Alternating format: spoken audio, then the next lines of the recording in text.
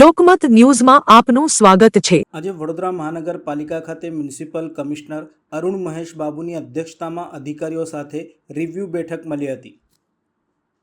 આજે આચારસંહિતા પૂર્ણ થતાં પહેલી રિવ્યૂ મિટિંગ અધિકારીઓ સાથે મળી હતી, જે સંદર્ભે માહિતી આપતા વડોદરા મ્યુનિસિપલ કમિશનર અરુણ મહેશ બાબુએ જણાવ્યું હતું કે પહેલાં પ્રિવ્યૂ મિટિંગ ચાલતી હતી, પણ હવે વિકાસના કામોને વેગ આપવા માટે જે નિર્ણય લેવાના હતા તે બધા ઉપર આજે ચર્ચા કરવામાં આવી છે। બજેટના જે કામો છે તેને આગળ વધારવા ચર્ચા કરી છે। સ્વચ્છતા સર્વેક્ષણ, સ્વચ્છતા બાબતે જે પણ કંઈ કામગીરી છે એના ઉપર વોર્ડ ઓફિસર અને એસએસઆઈની ઉપર રિવ્યૂ કરવામાં આવ્યું હતું। આવનાર દિવસોમાં જાહેર જગ્યામાં ગંદકી કરનારની ઉપર કડક કાર્યવાહી કરવા માટે પણ એમને સૂચના આપવામાં આવી છે। કચરો જાહેરમાં નાખવા કરતાં ડોર ટુ ડોરની ગાડીમાં નાખવા અપીલ કરવામાં આવી હતી। ડ્રેનેજ, પાણી, રોડ, સાફ સફાઈ, સ્ટ્રીટ લાઇટની મેજર સમસ્યા હોય છે તેના એનાલિસિસ કરવા સવારના 7 થી 9 દરમિયાન તમામ assistant engineer, ward officer, assistant commissioner, deputy municipal commissioner ફિલ્ડમાં રહેવાનો નિર્ણય કર્યો છે, તે કડક રીતે અમલ કરી રહ્યા છે। નવો નિર્ણયમાં હવેથી વોર્ડમાં આસિસ્ટન્ટ એન્જિનિયર રોડને જવાબદારી સોંપવામાં આવી છે કે રોજ વિસ્તારમાં 10 કિલોમીટર ટ્રાવેલ કરવાનું, રોડને ચકાસવાનું। સેમ ડ્રેનેજના આસિસ્ટન્ટ એન્જિનિયર અને વોટર આસિસ્ટન્ટ એન્જિનિયરને સોસાયટીમાં પાણીનું પ્રેશર ચેક કરવાનું।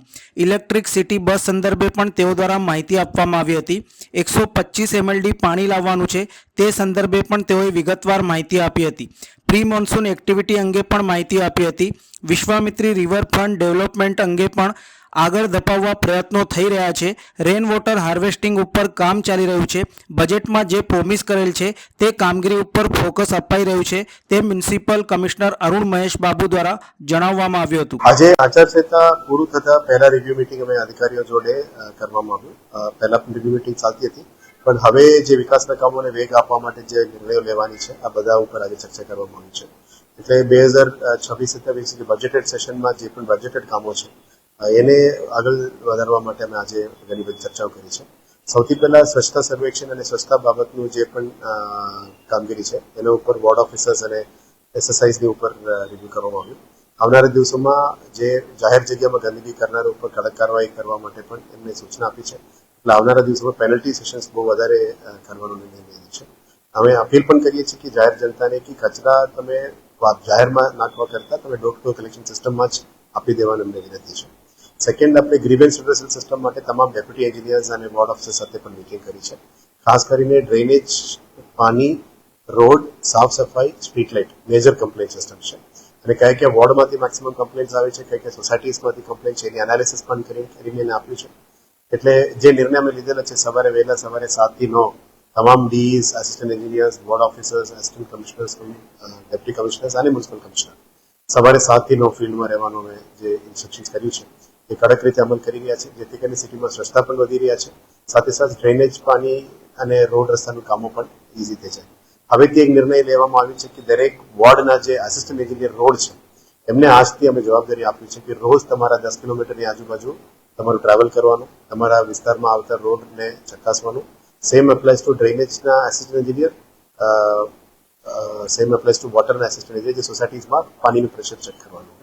એટલે ડીઈએસ અને એના ઉપર એક્સચેન્જ બધાની ફીલ્ડમાં રહેવાની જે સૂચના આપી છે, કારણ કે જે પબ્લિક ગ્રીવન્સ છે એને સવારે મ્યુનિસિપલ સર્વિસીસ અમે 7 થી 9 આપી શકીએ તો મેક્સિમમ ગ્રીવન્સ અમે સોલ્વ કરી શકીએ।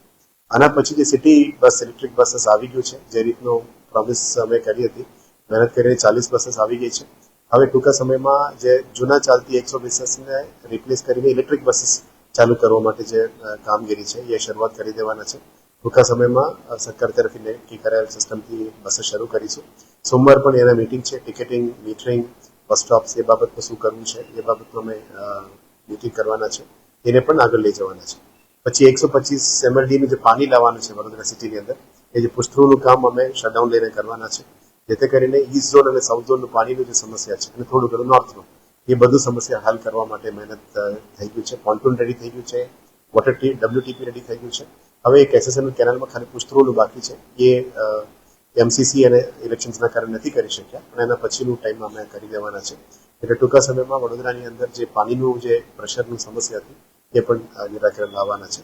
હવેથી જે પ્રી મોન્સૂન એક્ટિવિટીઝમાં ડ્રેનેજ, સ્ટોર્મ વોટર ડ્રેનેજીસ બધું જે કામગીરી છે, ક્લીન કરવાનું, ખાસ સફાઈ, વિશ્વામિત્રીમાં જે કામગીરી આ બધું સ્પીડ પકડ્યું છે.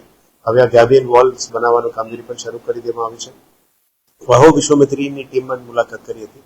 જે તે વખતે બાયોડાયવર્સિટી શીલ્ડ કરવાની વાત હતી એને પણ અમે પ્લાનિંગમાં લીધું છે.